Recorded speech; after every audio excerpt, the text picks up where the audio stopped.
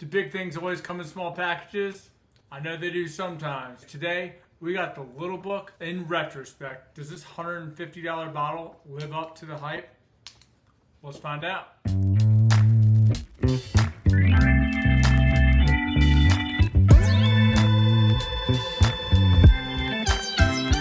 Welcome back to another episode of Need Bourbon. My name's Tanner, and today we got another bottle review for you guys. We got the Little Book Chapter 7 in retrospect. Now, if you don't know about Little Book is from the Beam Distillery, and it's actually Freddie No. So Freddie No does an experimental release, an annual release every year, tries to incorporate different age statements. There's always some younger whiskey in there. There's usually some sort of unique finish. This batch here, batch 7, actually encompasses, whiskeys from all previous of the 6 batches. So that's pretty exciting. So if you haven't had a chance, to taste all the others, you can get a blend of them all with batch 7. So, the whiskey inside of this batch ranges from 4 to 18 years. We don't actually know the percentages of them, so that's kind of disappointing. But still, there is older juice in here. This clock's in at 118.1 proof. So you've got some good proof here.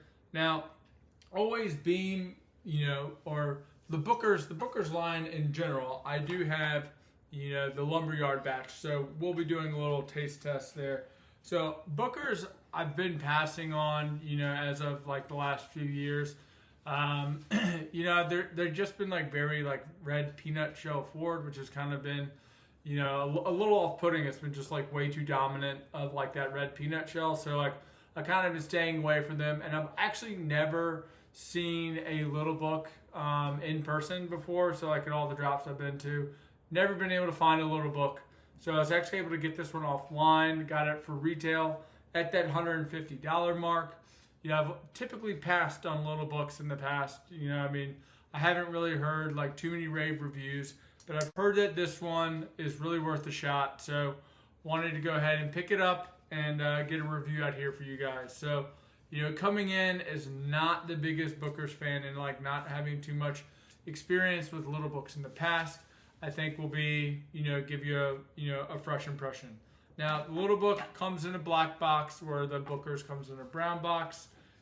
Cool, awesome size with the cool label with in retrospect across the top. You got this fancy little neck tag.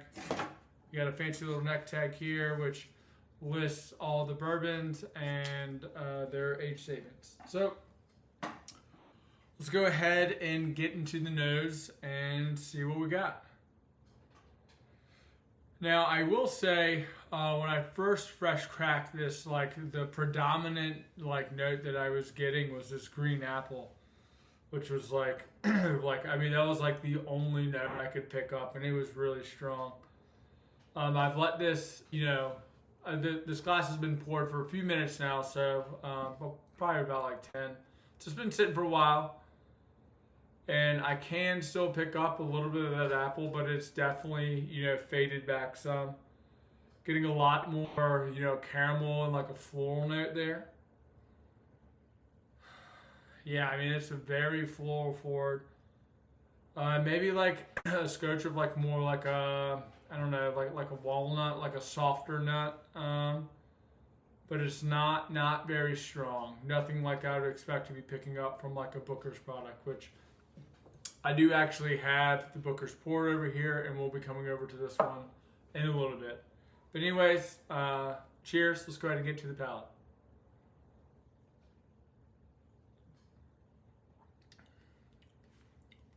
Oh, man. Yeah, that's really good. That's not exact, if you're thinking that like the Little Book is going to be anything similar to like a Booker's, and I can't really speak to like all the past batches, but that's kind of what I was coming in with like the mindset when I was, getting this bottle. And I can say like, as far as like my experience with Booker's, this is, doesn't really taste anything like a Booker's product. So, and honestly, off that first sip, you can taste that oak. It does have a little bit of a sweet oak punch. It's not like overwhelming of a sweet oak, you know, like you can get from a Russell's 13 or even like the Calumet 16, you know, or even like the Michter's 10 with like, you know, how over like that strong sweet oak punch. Although this does have even older bourbon in there, I think it's probably that sweet oak is kind of tamed down with the younger whiskey in the glass.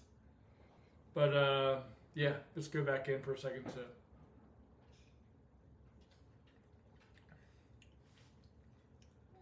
Yeah, the that oak note up front does kind of like quickly transition over into like some caramel there.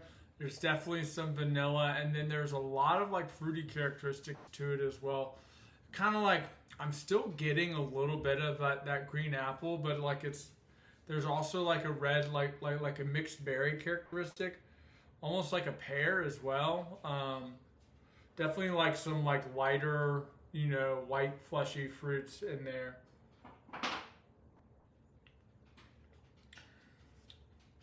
Man, that's really sweet there too, though. I mean, you're not really picking up like any of like an ethanol burn, like, you know, like youthy, you know, bourbons can kind of come across as a little more like grain forward or like a little bit brighter, or like that ethanol will kind of be sharp.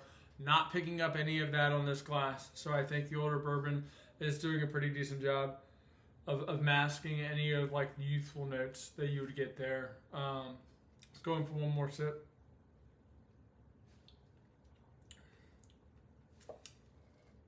Yeah, that was just, I mean, it's just a very, you know, feels very well rounded, very complex. Picking up maybe like a little bit of like cinnamon spice there on the back end.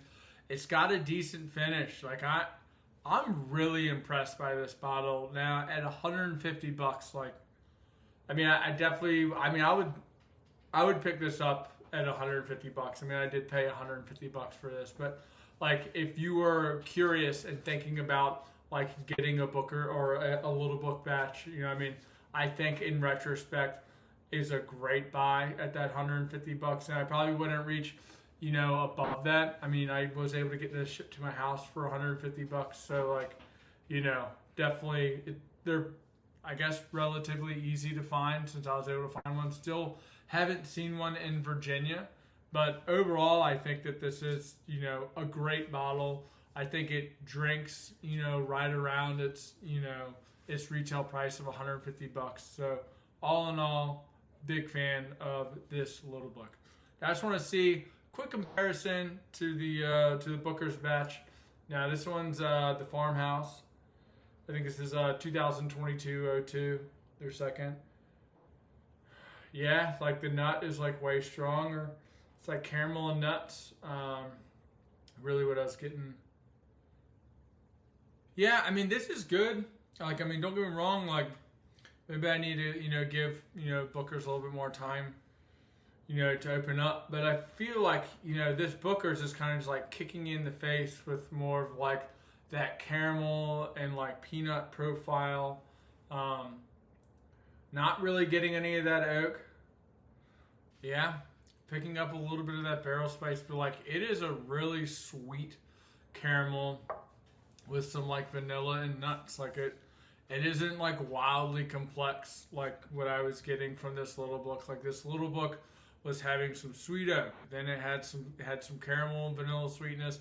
Then you had like your green apple. You even had some like pear. It tasted like, and then it had like a little bit of like a mixed berry. So like it had a lot of like berry sweetness. You were getting the sweet oak. You also got the caramels, and then like the finish had a lot of cinnamon. I mean, there was just a lot going on in this glass, and I think that like that complexity is, you know, very well received, which is why I think that like even at $150, I think that like this little book is worth it. Where like, I don't know, Booker's, it's like 7 years old, 6 to 7 years old. You're still in that 120 proof. You got to pay like 110. You maybe 100 to 110 to get one. So like $40 premium, you could get a little book. I mean, for my money, I think the complexity with like that sweet oak profile for $40 extra, I think the little book is worth it. But anyways, guys, I hope you enjoyed this review today. And as always, you know, my name's Tanner, and this is Neat Bourbon. And as always, pop the bottles and share the pours, and we'll see you in the next one.